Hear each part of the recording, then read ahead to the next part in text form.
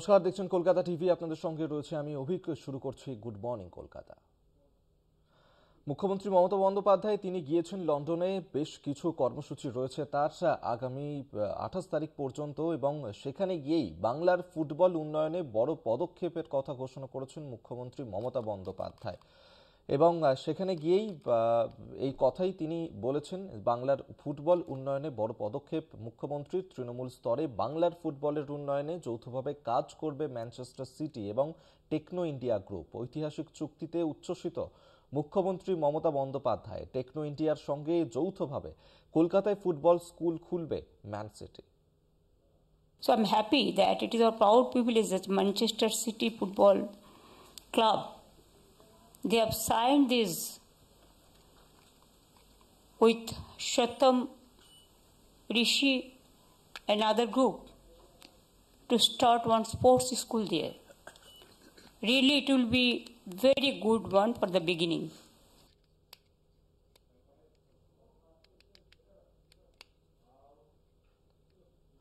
কলকাতা থেকে লন্ডন পর্যন্ত বিমান পরিষেবা নিয়ে সওয়াল মমতা বন্দ্যোপাধ্যায়ের। সোমবার লন্ডনের হাই কমিশনের পর মঙ্গলবার বণিক সভাতেও একই আর্জি জানালেন মুখ্যমন্ত্রী। যারা প্রথম আসবেন তাদের জ্বালানিতে ছাড় দেব, একটাও সিট খালি থাকবে না। ব্রিটিশ এয়ারওয়েজকে বিনীত অনুরোধ মমতার। First, my humble suggestion would be to my UK Airlines friends. Can you give us one flight? Direct flight. British Airways, you are there. Earlier it was there, but before we came in power, it was withdrawn. I do not know what is the cause, but now every flight is totally booked. We are also giving some fuel concession from Calcutta, from Siliguri, Bagdogra, and also from our green airport, Ondal. And now if you see that there will be no seat vacant. Every seat will be filled, and your business will go high up. And whoever will come first will give them first advantage. Fuel tax free advantage. Only our problem is, we love to come to UK, but my problem is, what is our problem? Even it is your problem also. 18 hours it takes to come to London. Though if there is a direct flight, it is only 8 hours. You tell me how difficult it is, how we are fighting to come over here. রাজ্যে বিনিয়োগ টানতে উদ্যোগী মমতা বন্দ্যোপাধ্যায়। বণিক সভা থেকে রাজ্যের আর্থিক এবং সামাজিক পরিস্থিতি ব্যাখ্যা করে যুক্তরাজ্যের শিল্পপতিদের মুখ্যমন্ত্রী বুঝিয়ে দিলেন কেন তাঁরা এই রাজ্যে বিনিয়োগ করবেন। আশ্বস্ত করলেন রাজ্যে বিনিয়োগে তাঁরা লাভবান হবেন, কোনো লোকসান নেই। First you see the financial health. If the financial health and mental health is good, if there is no tension or stress, automatically you will be happy to invest. If you invest your money in Bengal, you can gain. You are not the loser. You won't be the loser. You will be the gainer.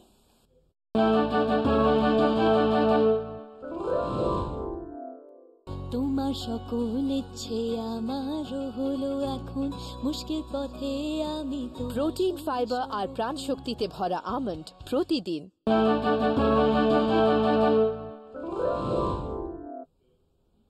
সেনার জরুরি বৈঠক, সামরিক শাসনের পথে বাংলাদেশ। সূত্রের খবর, জাতীয় ঐক্যের সরকার গড়তে চলেছে সেদেশের সেনাবাহিনী। সরানো হতে পারে বর্তমান প্রধান উপদেষ্টা ইউনূসকে। শেষ পর্যন্ত কি পাকিস্তানের মতোই দশা হবে বাংলাদেশের? অন্তর্বর্তীকালীন সরকারের প্রধান মোহাম্মদ ইউনূসকে সরিয়ে শীঘ্রই ক্ষমতা দখল করতে পারে বাংলাদেশ সেনাবাহিনী। সূত্রের খবর, বাংলাদেশে একটি জাতীয় ঐক্যের সরকার করতে পারে সেনাবাহিনী। সেক্ষেত্রে সরানো হতে পারে বর্তমান প্রধান উপদেষ্টা ইউনূসকে সরিয়ে সাময়িকভাবে ক্ষমতা হাতে নিতে পারে সেনা। সোমবার বাংলাদেশ সেনাপ্রধান ওয়াকারুজ্জামানের নেতৃত্বে জরুরি মিটিং এর পর সেনা শাসন জারির সম্ভাবনা বেড়েছে, যা বাংলাদেশের সামরিক শাসনের জল্পনা আরও উস্কে দিয়েছে। সেনা প্রধানের সঙ্গে মিটিং এ উপস্থিত ছিলেন 5 জন লেফটেন্যান্ট জেনারেল, ছিলেন 8 জন মেজর জেনারেল, স্বাধীন ব্রিগেডগুলির কমান্ডিং অফিসাররা, হাজির ছিলেন সেনা সদর দপ্তরের অফিসাররাও। সেনা প্রধানের অবস্থানের সঙ্গে একমত হয়েছেন বাংলাদেশের প্রধান সেনাপতিরা। সূত্র মতে সেনা ইউনূসকে জরুরি অবস্থা জারি করতে বলতে পারে। সেভাবে কাজ না হলে সরাসরি সেনা অভ্যুত্থান হতে পারে বাংলাদেশে। বাংলাদেশ সেনা সেদেশের সব দলকে সমান সুযোগ দিয়ে নির্বাচন করাতে বদ্ধমূল। গত কয়েক মাসে সেনাবাহিনীর বিরুদ্ধে যেভাবে মুখ খুলেছেন বিভিন্ন রাজনৈতিক দল এবং ছাত্র নেতারা, তা নিয়েও বিচলিত বাংলাদেশ সেনাবাহিনী। সোমবার সেনাপ্রধানকে হুমকি দিয়েছেন জামায়াত সমর্থিত এবি পার্টি নেতা আসাদুজ্জামান ফুয়াদ। সেনা ব্যারাকে ভাঙচুর চালানোর হুমকি ফুয়াদের। শাহাবুদ্দিন চুপ্পুর মতো কুত্তা দিয়ে যদি দেশ শাসন করার দুরভিসন্ধি করা হয়, সেনা প্রধানকে বলছি, আমরা লক্ষ লক্ষ আবু সাইদ বুক পেতে দিয়ে ক্যান্টনমেন্ট উড়িয়ে দেব। 27 মার্চ চীন সফরে যাবেন বাংলাদেশের অন্তর্বর্তীকালীন সরকারের প্রধান মোহাম্মদ ইউনূস। বাংলাদেশের বর্তমান পরিস্থিতিতে ইউনূসের এই সফর সেরকম কোনো কর্মসূচি না থাকায় ইউনূসের চীন সফর জল্পনা বাড়াচ্ছে রাজনৈতিক মহলে। শাহাবুদ্দিন চুপ্পুর মতো কুত্তা দিয়ে যদি দেশ শাসন করার ক্যান্টনমেন্ট উড়িয়ে দেব। কলকাতা টিভি। মঙ্গলবার সন্ধ্যায় বাংলাদেশের জাতির উদ্দেশ্যে দেওয়া ভাষণ দেন মোহাম্মদ ইউনূস। সেখানে তিনি হাসিনা সরকারের আমলে লুটপাটের প্রসঙ্গ তোলেন। কিভাবে সেদেশের টাকা বিদেশে পাচার হতো সেই তথ্য তুলে ধরেন বাংলাদেশের জনগণের সামনে। অন্তর্বর্তী সরকার বাংলাদেশের জনগণের কাছে ব্যাংকিং ব্যবস্থার আস্থা ফিরিয়ে এনেছে দাবি ইউনূসের। অন্তর্বর্তী সরকারের অন্যতম কাজ ছিল ব্যাংকিং ব্যবস্থায় আস্থা ফিরিয়ে আনা, আমানতকারীর স্বার্থ রক্ষা করে নিয়ম শৃঙ্খলা প্রতিষ্ঠা করা, হিসাবপত্রে বিশ্বাসযোগ্যতা স্থাপন করা।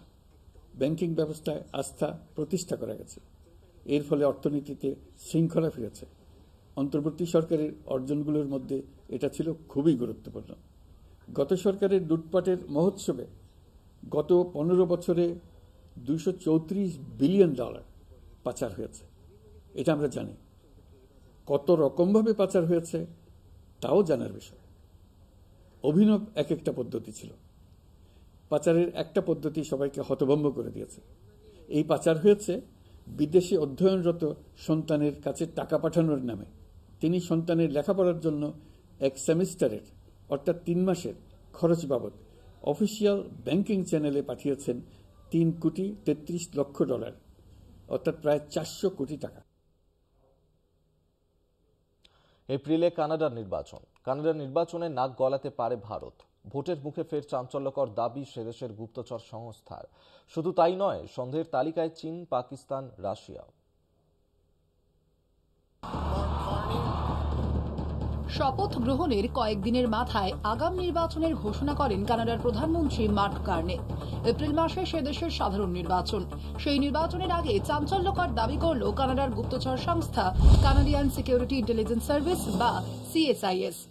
কানাডার আসন্ন নির্বাচনে বেশ কিছু দেশ প্রভাব খাটানোর চেষ্টা করতে পারে বলে মনে করছে CSIS।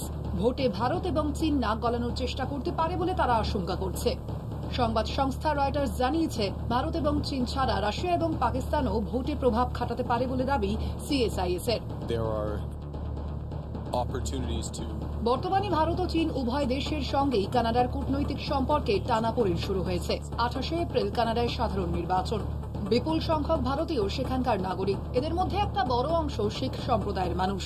এই পরিস্থিতিতে সে দেশের নির্বাচনে ভারত নাক গলাতে পারে কানাডিয়ান সিকিউরিটি ইন্টেলিজেন্স সার্ভিসের এই অভিযোগ তাৎপর্যপূর্ণ। CSIS এর deputy director of operations Vanessa লয়েডের দাবি, বিরোধী রাষ্ট্রগুলি নির্বাচনে হস্তক্ষেপের জন্য কৃত্রিম মেধার ব্যবহার বাড়াচ্ছে। সে দেশের গণতান্ত্রিক প্রক্রিয়ায় হস্তক্ষেপে সবচেয়ে এগিয়ে চীন। একইভাবে বিভিন্ন গোষ্ঠীর উপর প্রভাব খাটাতে পারে ভারত, যেহেতু তাদের সেই ক্ষমতা ও অভিপ্রায় দুই রয়েছে। এই সন্দেহের তালিকায় রয়েছে রাশিয়া, এমনকি পাকিস্তানও। জাস্টিন ট্রুডো কানাডার প্রধানমন্ত্রী থাকাকালীন ভারতের সঙ্গে কূটনৈতিক সম্পর্কের টানাপোড়েন শুরু হয়। ভারতের দিকে একের পর এক মিথ্যা অভিযোগ নিয়ে আঙুল তোলে সে দেশের সরকার, যদিও সেই সমস্ত অভিযোগ অস্বীকার করে নয়াদিল্লি। পরপর এই ঘটনাগুলি থেকে দুদেশের কূটনৈতিক সম্পর্কে টানাপোড়েন সৃষ্টি হয়েছে। এরই মাঝে কানাডার নির্বাচনের আগে ফের সে দেশের ভোটে ভারতের হস্তক্ষেপের সন্দেহ প্রকাশ করল কানাডার গুপ্তচর সংস্থা, যা আগামী দিনে ভারত, চীন ও কানাডার সম্পর্কে কি প্রভাব ফেলবে সেই দিকে তাকিয়ে সংশ্লিষ্ট মহলের একাংশ। কলকাতা টিভি। রাশিয়া ইউক্রেন যুদ্ধে ইতি টানতে আমেরিকার উদ্যোগে সৌদিতে বৈঠক ফলপ্রসূ। যুদ্ধবিরতির প্রস্তুতি নিয়ে এই পর্যায়ের বৈঠকে দুদেশের সঙ্গে পৃথকভাবে আলোচনা হয় মার্কিন প্রতিনিধি দলের। রুশ ইউক্রেন সমাধানের বিশেষ দায়িত্বপ্রাপ্ত কর্মকর্তা স্টিভ উইটকফ সোমবার বৈঠক করেন রাশিয়ার প্রতিনিধি দলের সঙ্গে। সূত্রের খবর, জেলেনস্কি সরকার জানিয়েছে বৈঠক ইতিবাচক হয়েছে। এর মধ্যেই ইউক্রেনে ধারাবাহিক হামলা চালিয়েছে মস্কো।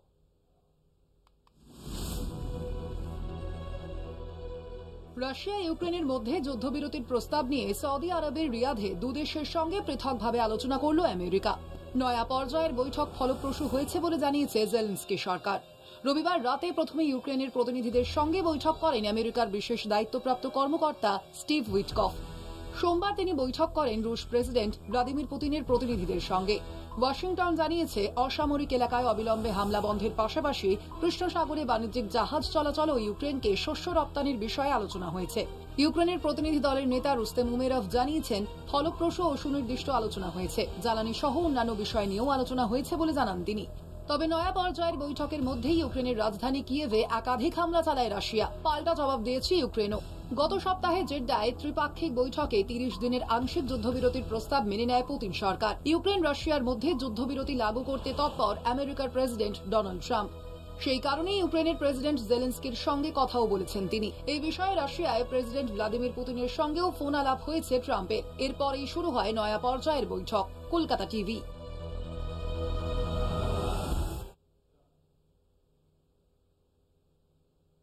Good morning Kolkata. এখন সময় একটা ছোট্ট বিরতির পর ফিরছি, সঙ্গে থাকুন। মাছের পর এবার মাংস। নতুন ফতোয়া দিল্লি বিজেপির পতপরগঞ্জের বিধায়ক রবীন্দ্র সিং নেগের। চৈত্র নবরাত্রিতে বন্ধ থাকুক মাংসের দোকান, আরজি রবীন্দ্র নেগের। পাশাপাশি মুসলিমদের নিরামিষ খেয়ে ঈদ পালনের আবেদন বিজেপি বিধায়কের। साल में 2 बार नवरात्रे आते हैं। मैं निवेदन कर रहा हूँ सभी व्यापारियों से कि नवरात्रों में मांस की दुकानें मंदिर के आसपास बंद रखें। 30 মার্চ থেকে 7 এপ্রিল চৈত্র নবরাত্রি। ঈদও পড়েছে ওই তারিখের মধ্যে। চৈত্র নবরাত্রি উপলক্ষে নতুন ফতোয়া দিল্লি বিজেপি বিধায়ক রবীন্দ্র সিং নেগির। যুক্তির মোড়কে দাবি, চৈত্র নবরাত্রিতে মাংসের দোকান খোলা থাকলে ধর্মীয় ভাবাবেগে আঘাত লাগবে। এই প্রথম নয়, আগেও এমন কাণ্ড ঘটিয়েছেন তিনি। তবে সেবার মাংসের বদলে ছিল মাছ। মঙ্গলবার করে নিজের বিধানসভার মন্দির সংলগ্ন এলাকায় মাছ বিক্রি বন্ধের নির্দেশ দিয়েছিলেন বিধায়ক নেগি। बंद रखा करो और दिन चलाओ और इसको ढक के रखा करो, ऐसे खुले मत बेचो, ढक के रखाओ। जो नहीं खाता उसको पसंद नहीं आता ना। শুধু কি মাংসের দোকান?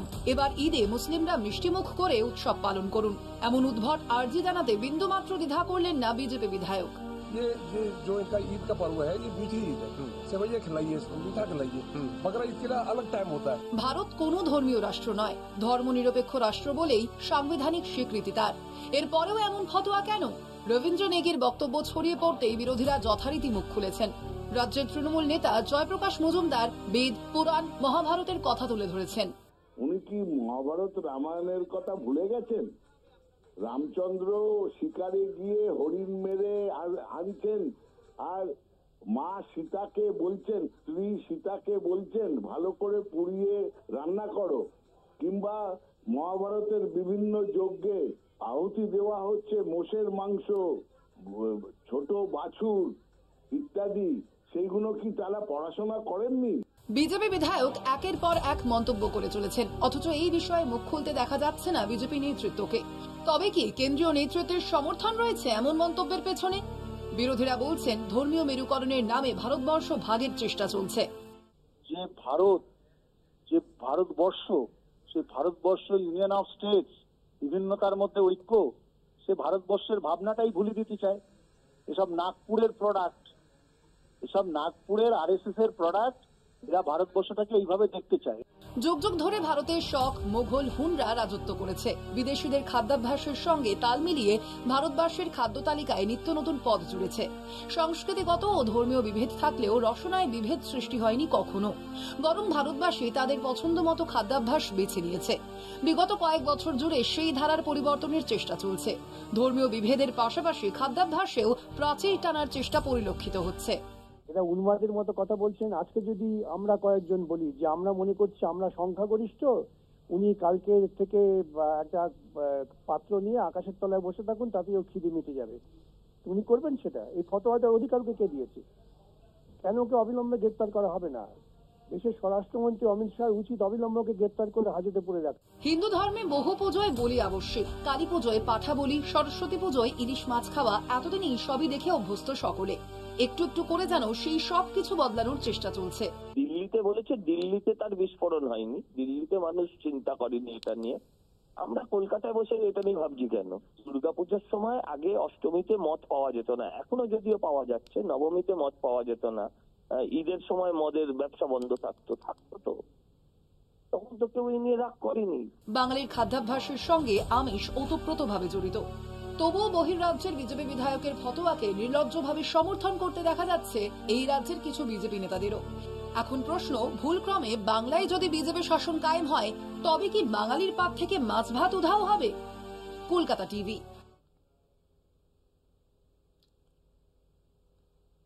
যে খবরে নজর রাখবো, দক্ষিণ কলকাতায় বিজেপির পার্টি অফিসে পোস্টার। দক্ষিণ কলকাতার বিজেপি জেলা সভাপতির বিরুদ্ধে এই পোস্টারগুলি দেয়া হয়েছে। দক্ষিণ কলকাতায় বিজেপি পার্টি অফিসে পোস্টার দেওয়ার ঘটনা। দক্ষিণ কলকাতায় বিজেপি জেলা সভাপতি, তার নামে এই বিরুদ্ধে একাধিক বিষয় উল্লেখ করা রয়েছে এই পোস্টারে। আমরা এই নিয়ে আরো বিস্তারিত জানবো। অরিত্র ঘোষ আমাদের সঙ্গে টেলিফোনে রয়েছেন প্রতিনিধি। অরিত্র,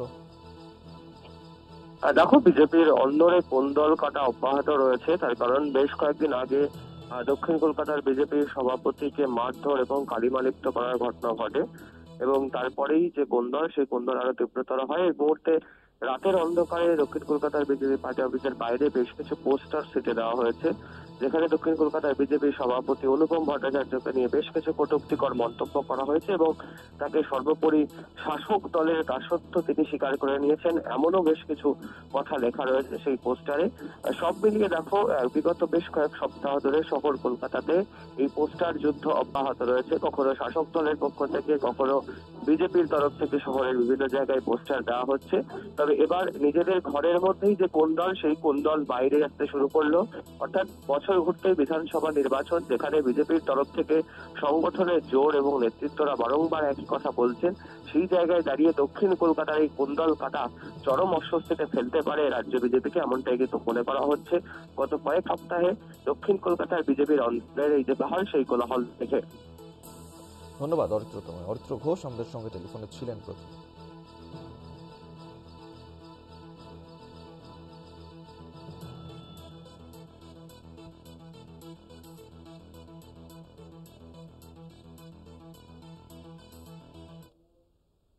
এখন সময় আরো একটা বিরতির। ফিরছি বিরতির পর, সঙ্গে থাকুন।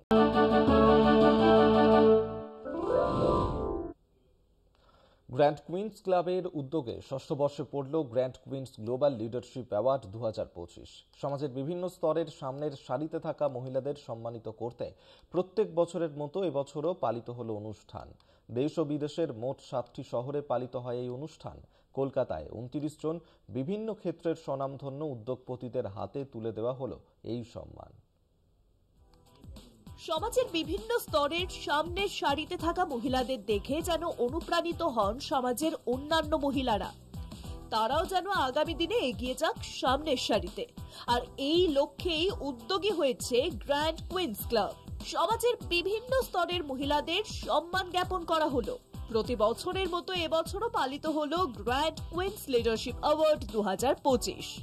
ডক্টর সৌরভ সুরেখা এবং ডক্টর রূপা সুরেখার উদ্যোগে মঙ্গলবার শহরের একটি 5-তারা হোটেলে পালিত হলো অনুষ্ঠানটি। শুধুমাত্র পুরস্কার প্রদান তা কিন্তু নয়, আগামী এপ্রিল মাস জুড়ে অটিজমের সচেতনতা নিয়েও চলবে বিভিন্ন অনুষ্ঠান।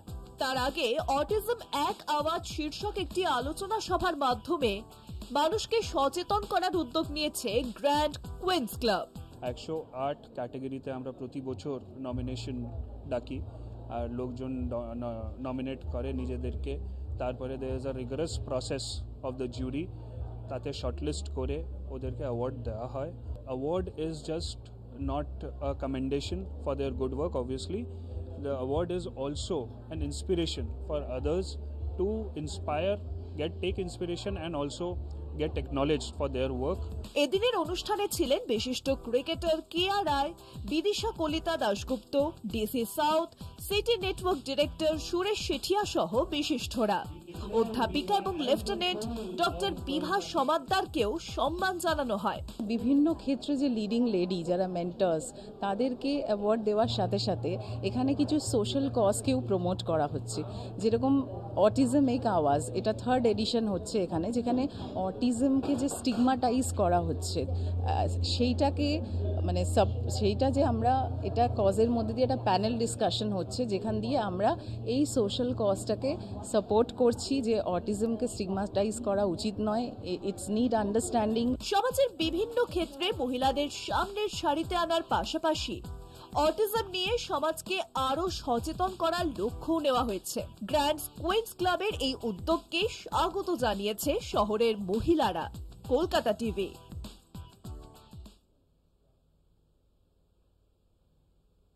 গুড মর্নিং কলকাতা এই পর্যন্তই। দেখতে থাকুন কলকাতা টিভি, রাত দিন 7 দিন।